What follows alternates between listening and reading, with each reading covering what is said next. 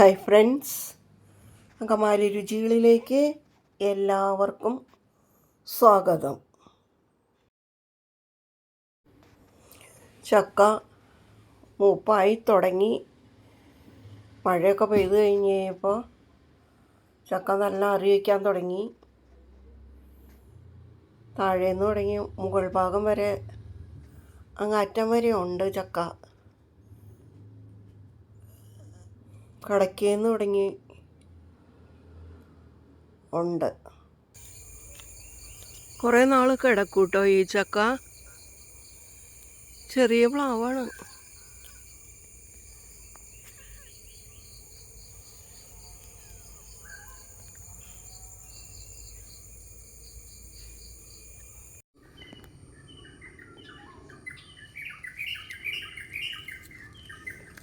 എന്നെ കണ്ടപ്പോൾ കിളികളുടെ ഒച്ച കേട്ടോ?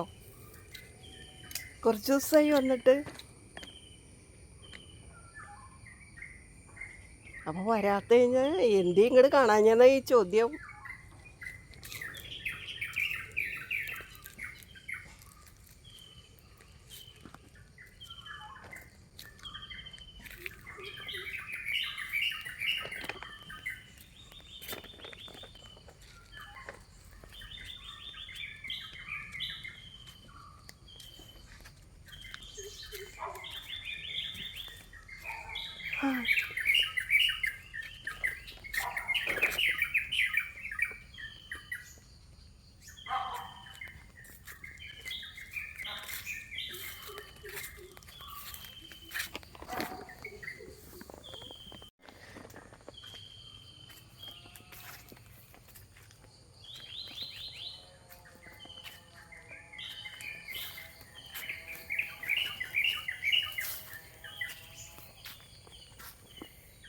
കിളികളുടെ ശബ്ദ കോലാഹലം കേട്ടോ? ഗ്രാമത്തിൽ വസിക്കുന്നവർക്കിടയൊക്കെ എന്താ പറയുക, ഒരു സ്വകാര്യ അഹങ്കാരം എന്ന് തന്നെ പറയാം ഇതൊക്കെ കേൾക്കാൻ പറ്റുന്നത്.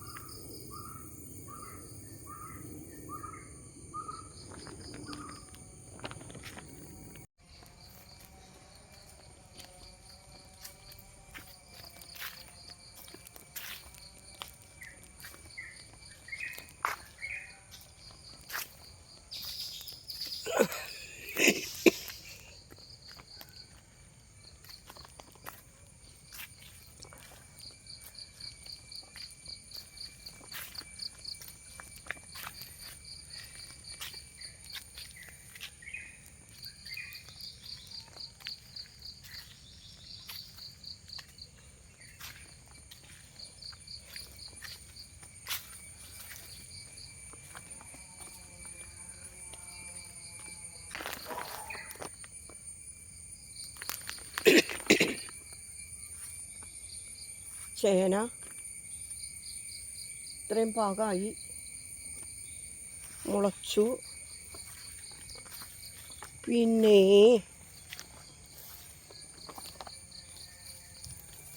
കണ്ടോ,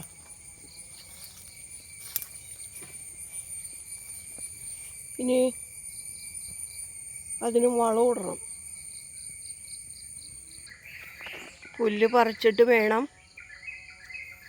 വളമിട്ട് മൂടാനായിട്ട്.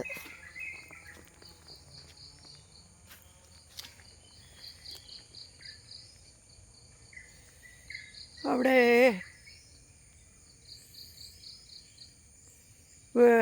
ഇത് പാവനം പൂവിട്ട് കിടക്കണ്ട, അത് ഞാൻ കണ്ടില്ലായിരുന്നു. അത് പുല്ലിലാണ് കിടക്കുന്നത്. മഞ്ഞ പൂവ് ഉണ്ടോ. പിന്നെ ഇതേ പാവലൊക്കെ ഇത്രയും പടർന്ന് കയറിയത് കണ്ടില്ലായിരുന്നു. അവിടെ എന്തായി? അങ്ങേറ്റം പോയി നോക്കിയിട്ട്. ആ പാവയ്ക്ക വാർന്നു വീണുണ്ടോ നോക്കി. അതെ ഇതേ അവിടെ ഒരെണ്ണം കാണണ്ട കേട്ടോ. ഇതുമ്പോൾ ഉണ്ടാവാൻ തുടങ്ങിയ അതിൻ്റെ ഇത് താഴോട്ട് കിടക്കണതൊക്കെ പടുത്തി കയറ്റായിരുന്നെങ്കിലേ നന്നായിട്ടുണ്ടാവുന്നതല്ലേ. ഇവിടെയൊക്കെ പാവലം തന്നെ മുളച്ചിരിക്കുന്നതാണ്. ഈ പാവലൊക്കെ ചെറുതരാണെങ്കിലും ടേസ്റ്റ് ഉള്ളതാണ്. ഇതിൻ്റെ ഉള്ളിൽ വീണ് ഈ പാവയ്ക്ക ഉണ്ടായേക്കണത് നമ്മൾ കാണൂല കേട്ടോ. അതെ ഇവിടെയൊക്കെ ഇത് ചെറുതരമൊക്കെ ഉണ്ട്, അവിടെയൊക്കെ ഉണ്ട്. അപ്പോൾ ഇത് പഴുത്ത് പൊട്ടി തെറിക്കുമ്പോഴാണ് പിന്നെ കാണുന്നത്.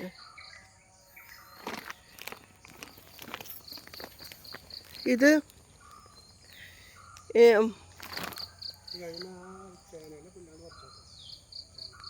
ഇത് അല്ലേ. ആ ശലഭം കയറി വരുന്ന ഒരു എന്തോ ഇതിൽ വന്നിരുന്ന് ആഗിരണം ചെയ്യണ ഒരു ഇത്, അതിലൊരു ചെടിയാണിത്. ഞാൻ കാട്ടിന്ന് പറിച്ചുകൊണ്ട് ഇവിടെ വെച്ചതാണ്. ഇത് ഞങ്ങളുടെ അയിനിപ്ലാവാണ്.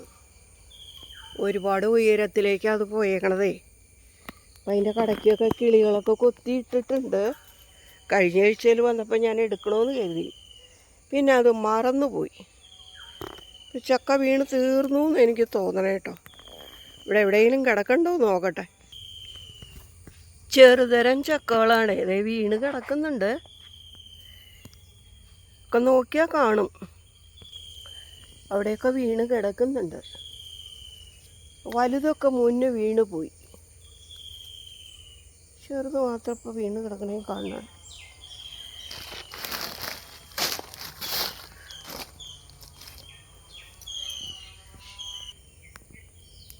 കാച്ചിൽ വള്ളിയൊക്കെ പടർന്ന് തുടങ്ങി. ഇനി അതൊക്കെ പിടിച്ച് കയറ്റി വിടണം. ഒരുപാട് കാര്യങ്ങൾ ചെയ്യാനുണ്ട്.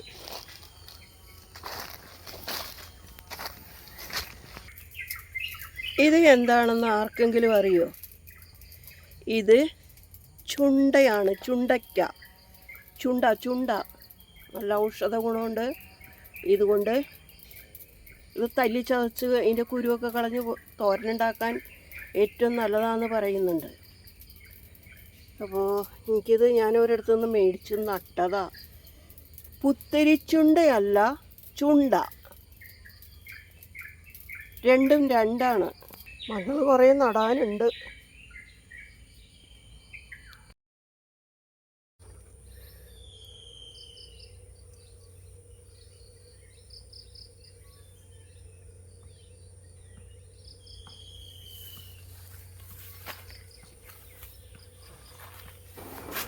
മഞ്ഞ ഫാഷൻ ഫ്രൂട്ടാണ്. പഴുപ്പാവാറായി.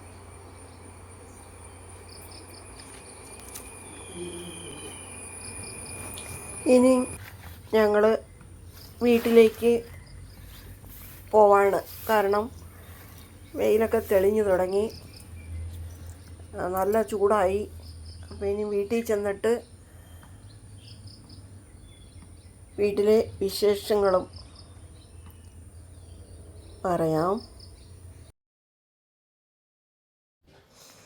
ഇനി പറമ്പിലേക്ക് വരുന്നതിന് മുമ്പ് വീട്ടിലുള്ള വിശേഷങ്ങളാണ് നിങ്ങളുമായിട്ട് ഞാൻ പങ്കുവയ്ക്കുന്നത്. ഒരടപ്പത്ത് പാലടപ്പത്ത് വെച്ചേക്കണു, ഒരടപ്പത്ത് കുടിക്കാനുള്ള വെള്ളം വെച്ചേക്കുക, ഒരടപ്പത്ത് പുട്ട് ആവി കയറി പുട്ട്, ചായയും ആയി. കടുപ്പത്തിലൊരു ചായ കഴിച്ചാൽ പിന്നെ ഉച്ചവരെ ഒന്നും കഴിച്ചില്ലെങ്കിലും ഒരു കുഴപ്പമില്ല. ചായ നല്ല കടുപ്പം വേണം, എനിക്ക് മധുരവും വേണം. തന്നെയുമല്ല നല്ലോണം ആറ്റി പതപ്പിച്ച ചായയായിരിക്കണം. ഊതി ഊതി കുടിക്കാവുന്ന ഒരു രീതിയിലുള്ള ചൂട്. എല്ലാവർക്കും എങ്ങനെയാണോ എന്തോ, എൻ്റെ ഇഷ്ടം ഞാൻ പറഞ്ഞെന്നുള്ളൂ. അങ്കിള് വെട്ട് കഴിഞ്ഞ് വന്നു. അപ്പോൾ പിന്നെ അങ്കിളാണ് ചായ എടുക്കുന്നത്.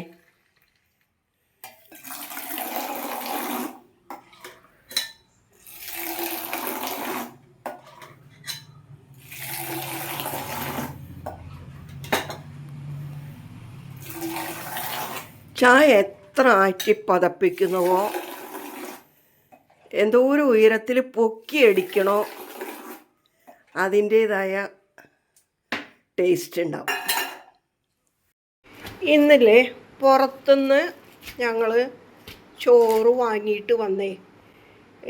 ഇവിടെ വന്ന് ഇനി റെഡി ചോറ് ഇരിപ്പുണ്ട്, കറികൾ ഇരിപ്പുണ്ടെങ്കിലും റെഡിയാക്കി വരുമ്പോഴത്തേനും സമയം പോകില്ല. കാരണം ചോറിന് കറികൾ എന്തൊക്കെയാണെന്നുള്ളത് നമുക്കൊന്ന് നോക്കിയാലോ. ഒരു ഊണ് 60 രൂപയാണ്. 60 രൂപയ്ക്ക് വളരെ ലാഭമാണ് കേട്ടോ. ഒരു 1.5 ആൾക്ക് ഉണ്ണാനുള്ള ചോറുണ്ട്, അതുപോലെ തന്നെ കറികളും വേണ്ടത്ര ഉണ്ടാവും. ചിലപ്പോൾ ചിക്കൻ ഉണ്ടാവും, ചിലപ്പോൾ മീൻ കറി ഉണ്ടാകും, പിന്നെ അവിയൽ, സാമ്പാർ, എരിശ്ശേരി, തോരൻ, കാളൻ, പുളിശ്ശേരി, പപ്പടം, അങ്ങനെ ഓരോ ദിവസം മാറി മാറിയാണ് ഓരോന്നുണ്ടാക്കി വയ്ക്കുന്നത്. അപ്പോൾ എല്ലാം നല്ലതാണ് കേട്ടോ, നല്ല കറികളുമാണ്, ഊണും നല്ലതാണ്. ഞങ്ങളുടെ വീട്ടു പരിസരത്ത് തന്നെ ഉള്ളൊരു ചെറിയ കട. ഇതുവരെ ഇത് കണ്ടുകൊണ്ടിരുന്ന എല്ലാവർക്കും നന്ദി. ഇനിയും ഒരു വീഡിയോയുമായി ഞങ്ങൾ നിങ്ങളുടെ മുമ്പിൽ വരുന്നത് വരേക്കും ബായ്.